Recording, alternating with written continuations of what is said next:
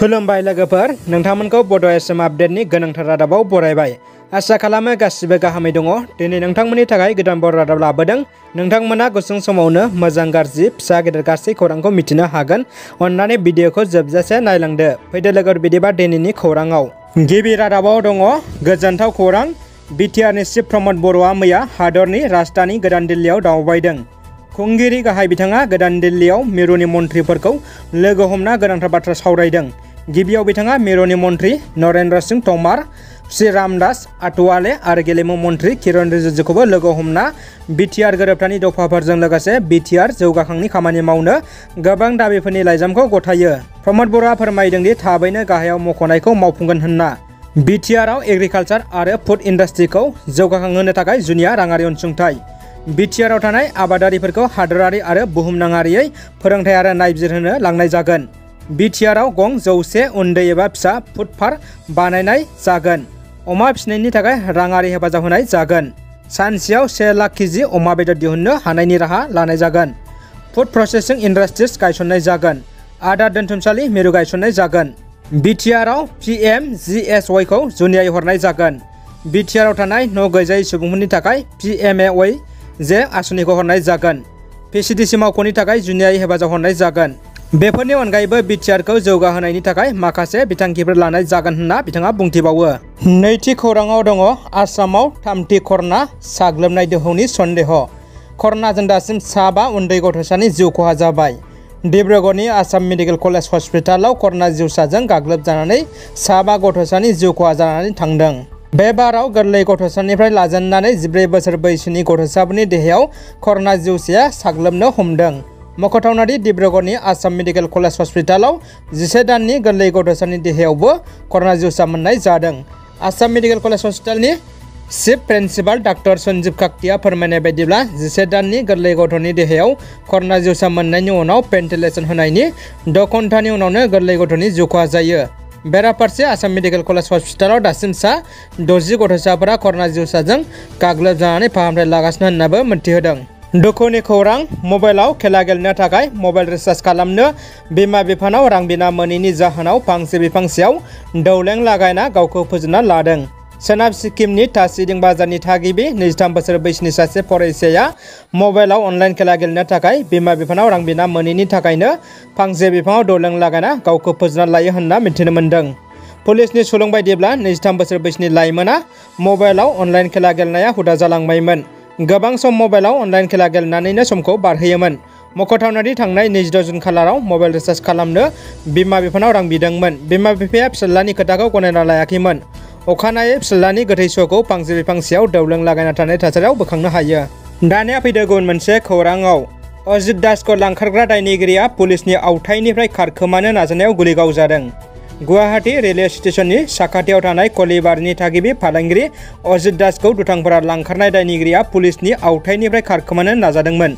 लांखारग्रा राज बाबू सिंहआ अजित दासखौ लांखारनायनि दायाव पुलिसजों खाजानानै पुलिसनि आवथायाव दं।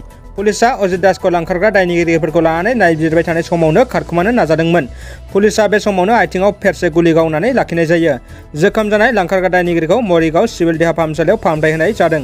बिटिआरनि इएम दावबायसा बर'आ दिनै उदालगुरि जिल्लानि सिङाव थानाय गेलेमु आफादफोरनो गिबि खोलोब फुटबल जार्सि आरो नेट आरो भेरगाव समस्तिनि सिङाव थानाय फारियै खाग्राबारि, भेरगाव आरो डिमाकुसि बाथौ बियाबफोरनो मासि सियार राननानै होनाय जायो। बिटिआर सरकारनि बेफोरबायदि अनसुंथाइ होनाया जोबोद गोजोनथाव आरो बाख्नायथाव होनना रायजो राजाफोरा बुंदों आरो उननि समावबो बिटिआर सरकारा रायजो राजाफोरनि थाखाय बिदिनो हेफाजाब आरो जौगाखां हाबा मावलांथों होनना बुंथिदों। गुबुन फारसे बिटिआरनि इएम दावबायसा बर'आ बेफोरखौ रानना गोजोननाय फोरमायो। देहा फाहामसालिखौ सुबुं माहारिया जिउनि रैखाथि थावनि सानो, नाथाय दिनै नुनो मोन्दों बिनि उल्था सावगारिखौ। गुवाहाटी मेडिकेल कलेज हस्पिटालाव हरखाब 12 कर'ना बेरामिनि जिउ खहा जानाय खौराङा बयखौबो सोमोनांहोदों। आसामनि गिबि मन्थ्रि डक्टर हिमन्त बिश्व शर्मा बिथाङा गुवाहाटी मेडिकेल कलेज हस्पिटालाव थांनानै गोख्रों नोजोर होनायजों लोगोसे गोख्रों फाहामथाय होनो बिथोन होनाय जादोंमोन। गिबि मन्थ्रिनि बिथोन होनायनि उनावबो गुवाहाटी मेडिकेल कलेज हस्पिटालाव थांनाय समबाराव हरखाब 12 कर'ना बेरामिनि जिउ खहा जानानै थांदों। मख'थावनादि आसामनि सावस्रि बिफाननि मन्थ्रि केशव महन्त बिथाङा थांनाय हर गेजेरनि 1:30 रिंगासो समाव गुवाहाटी मेडिकेल कलेज हस्पिटालाव थांनानै खौरां लाहैयो। खौरां लाहैनानै गासै रिपर्टफोरखौ नोजोर होनाय जायो होनना मिन्थिनो हादों। सा 2 कर'ना बेरामिफोरा फाहामथायनि गोनांथिजों आरो डाक्टारफोरनि नुजाथियैनि थाखायनो गुवाहाटी मेडिकेल कलेज हस्पिटालाव कर'ना बेरामिफोरा जिउ खहा जानो गोनां जादों होनना सन्देह खालामदों। फैगासिनो दं गोदान बर' मिउजिक भिडिअ' जिउआ। बे समायना रमायना मेथाइखौ रोजाबदों मुंदांखा देंखोगिरि रिमल दैमारी आरो उषारानी ब्रह्मआ।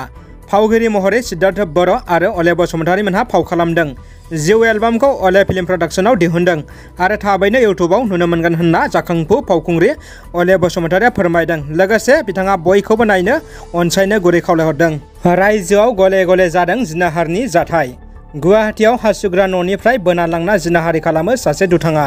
सातगाव नवापारानि मिलिजुलि लामायाव 16 बोसोर बैसोनि हिन्जावसाखौ जिनाहारि खालामनायनि जाथाया सोराङाव फैदों। पुलिसआ अजदलाइनि सायाव बिथा खालामनानै दायनिगिरि सेंग्राखौ हमदों। हमजानाय सेंग्राखौ सातगाव नवापारानि मिलिजुलि लामानि बाहारटलनि आमिनुल हक 20 बोसोर होनना मिथिनो मोननाय जादों। जाथायनि बागै फोरमायनाय बायदिब्ला रबिबारखालि 27 जुन हराव 12 रिंगासोआव हासुग्रा न'निफ्राय बोनानै लांनानै जिनाहारि खालामो दुथां आमिनुल हकआ। जाथायखौ हिन्जावसाया बिमानो फोरमायनायनि उनावनो सातगाव पुलिस थानायाव केस होनाय जायो। अजदलाइनि सायाव बिथा खालामनानै पुलिसआ IPC 376 आरो उन्दै गथ'सा रैखाथि 2012 एक्टनि 4 नं धारानि सिङाव थानायाव 108/21 नङाव केस होयो। बिनि उनावनो सेंग्राखौ पुलिसआ हमो। दानिया फैदो जोबथा खौराङाव। 1 अक्ट'निफ्राय 10 जुलाइ अक्ट'नि गेजेराव बिल होयैफोरनि हेंथायै EPDCL आ गोख्रों राहा लागोन। आसामनि मोब्लिब मन्थ्रि बिमल बर'आ दिनै फुंबिलियाव क'क्राझार जिल्लानि फगिराग्राम मोब्लिब बेंखनाव दावबायनानै साफ्रोमबो मावफारियाफोरजों गुवारै सावरायलायो आरो साफ्रोमबो नोगोरारिफोरखौ थि समाव मोब्लिब बाहायनायनि बिलखौ होनांगौ होनना रोखा बुंथियो। रादाबा एसेनोसै लोगोफोर। भिडिअखौ अननानै लाइक, कमेन्ट आरो शेयार खालाम। लोगोसे नोंथाङा चेनेलाव गोदानब्ला साबस्क्राइब खालामना बेल बुथुमाव थुना अलाव होनानै ला, जाहाथे उननि समाव आं गोदान बर' रादाब लाबोयोब्ला नोंथांमोना जों नायनो हानाय बायदि। गोजोन्थों।